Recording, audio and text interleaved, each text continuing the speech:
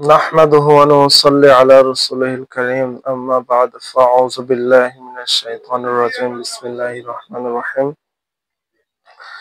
আজকে আমরা কথা বলবো হচ্ছে ষান্ডা বা গুইসাপ নিয়ে। গুইসাপ খাওয়া হালাল না হারাম, বা এটা খাওয়া যাবে কিনা, এটার উপকারিতা কি, এটা খাইলে কি কি ক্ষতি হতে পারে, এ সম্পর্কে আজকে আমরা বিস্তারিত জানবো ইনশাআল্লাহ। ষান্ডা বা গুইসাপ এটা হচ্ছে এক ধরনের মরুভূমির প্রাণী, অথবা আমাদের বাংলাদেশেও পাওয়া যায়, যেটি আপনার হচ্ছে খাল বিল অথবা নোংরা পাগারে থেকে থাকে আর কি। গুইসাপ আমরা বাংলাদেশে যেটাকে বলি গুইসাপ, আর যেটা মরুভূমিতে পাওয়া যায় সেটাকে বলে ষান্ডা, জিনিস একই। তো এই ষান্ডা বা গুইসাপ খাওয়া যায় কিনা। রাসূলুল্লাহ সাল্লাল্লাহু আলাইহি ওয়াসাল্লাম একটি মজলিসে খাবার খেতে বসছিলেন, তখন একটা পাত্রের ভিতরে ষান্ডা বা গুইসাপ এটি ফ্রাই করা দেওয়া ছিল।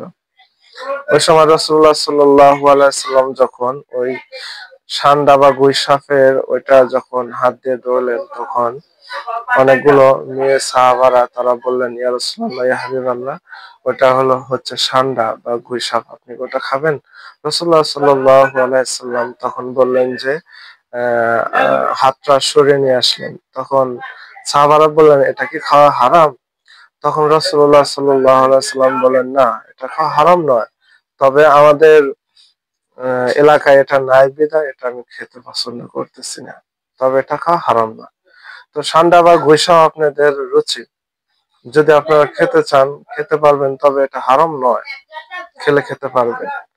তবে রুচির বিরুদ্ধে গিয়ে কোনো কিছু খাওয়া, সেটা আপনার জন্য ভালো হবে না। কারণ রুচির বিরুদ্ধে কোনো কিছু খেলেই আপনার শরীরের ভিতরে রোগ হতে পারে, বিশেষ করে ডায়রিয়া, বা আপনার হচ্ছে পরিপাকতন্ত্রের নানান সমস্যা জনিত রোগ হতে পারে। রুচির বিরুদ্ধে গিয়ে কোনো কিছুই খাওয়া যাবে না।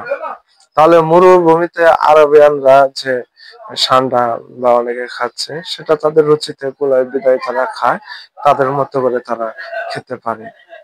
তো এখানে হচ্ছে ষান্ডার উপকারিতা, এই ষান্ডা দিয়ে একটি তেল তৈরি হয়, এটার বিশেষ উপকারিতা রয়েছে, এটা ব্যবহার করা যায় আর কি। তো খাওয়ার ক্ষেত্রে আমি যেটা বলবো আর কি, যদি আপনাদের রুচিতে কুলায় আপনারা খেতে পারেন, আর রুচিতে যদি না কুলায় অবশ্যই এটা এড়িয়ে চলবেন, অ্যাভয়েড করে চলবেন। হালাল বিধায় আপনাকে খেতে হবে এরকম কোনো কিছু আপনার জন্য বাধ্যতামূলক নয়। হালাল জিনিস সব আপনাকে খেতে হবে এরকম বাধ্যতামূলক আপনার কাছে নয়। হারামের কাছে যাওয়া যাবে না, হারাম জিনিস খাওয়া যাবে না। তো এ পর্যন্তই। ভিডিওটি ভালো লাগলে একটি সাবস্ক্রাইব করে যাবেন। ওয়া আখিরু দাওয়ানা আলহামদুলিল্লাহি রাব্বিল আলামিন। ওয়াসসালাতু ওয়াসসালামু আলা রাসূলিল কারীম।